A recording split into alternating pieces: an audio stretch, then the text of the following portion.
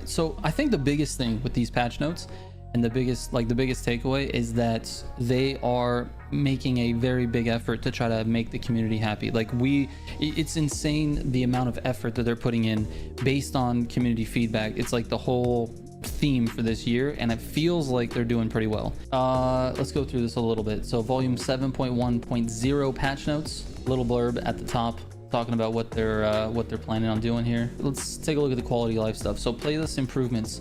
This is the biggest news, literally the biggest news for anyone who found it hard to play Unbound because they couldn't really control their own destiny. This is about controlling your own destiny. Solo playlists in free roam. It's insane.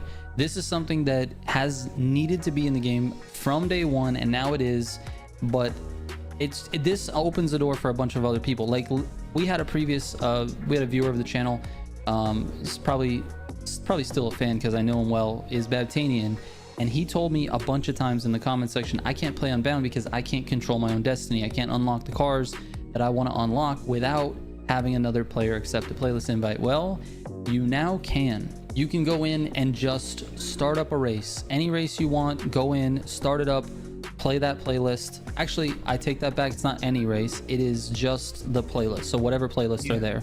Okay, and there was a big community outcry for the playlist that went missing with this volume, and what they did was they removed everything that their data was pointing to that said there wasn't anybody really playing these playlists. So they took all of the really, the playlists that were basically abandoned, and they took them out, and then the community was like, wait a minute, don't take those away, we actually do want to play those.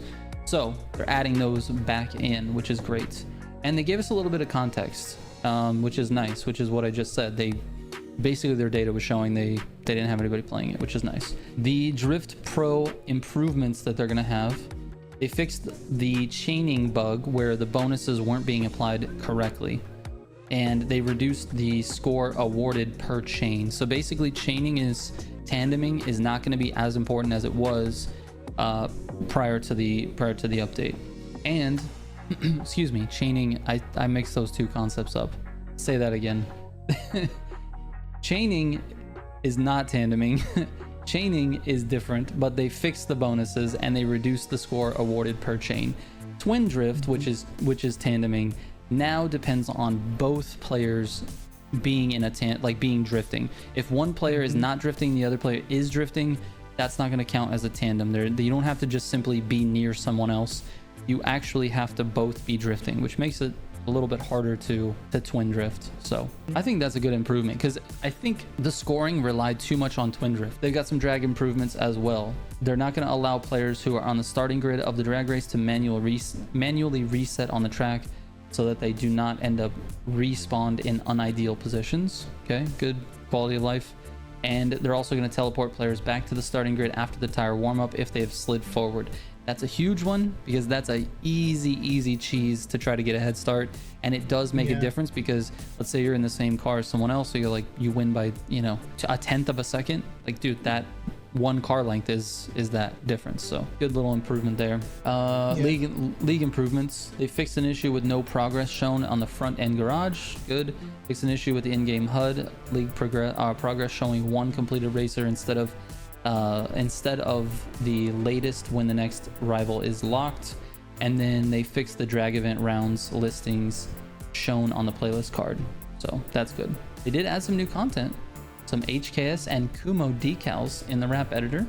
Cool. And then there's a whole host of bug fixes here. The very last point on here just says a number of additional stability, bug, and quality issues. They also wanted to note that they're working on some known issues. The PvP doors are not always taking you to the correct playlist. This has been a thing since the PvP thing launched, and they're saying it's actually tricky. Firstly, we had difficulty reproducing this in our development environment.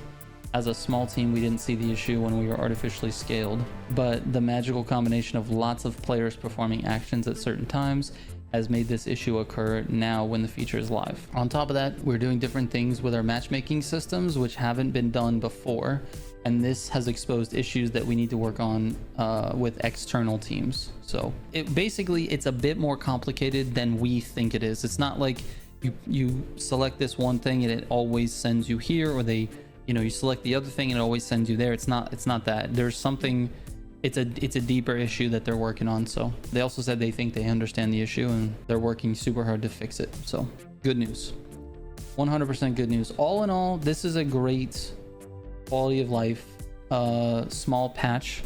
We have not gotten a lot of those in Need for Speed Unbound's history, but we have gotten one of those for each of the last 2 volumes. I don't know if you remember, when volume 6 dropped, we got a patch 2 weeks later. Then volume 7 dropped. Now 3 weeks later, we've got a patch. And they've taken the time to really highlight the most important issues. And in my opinion, solo playlists in free roam is amazing, and adding back all of the removed playlist is huge. This is great. You know who this is great for? The people who like to time hunt, the people who like to practice one track over and over and over again, the people who want to unlock specific cars so they can use them in PvP. This is huge for them. Now that there's a few more people playing the game, you would think that it would be easy to get people to accept race invites, but it's not, man. People are on their own agenda, dude. They're doing link ups. They're working on their daily, weekly challenges. They're trying to progress in the league.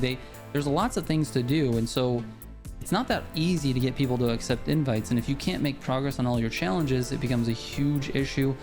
Now that issue is no more. Anyway, big update.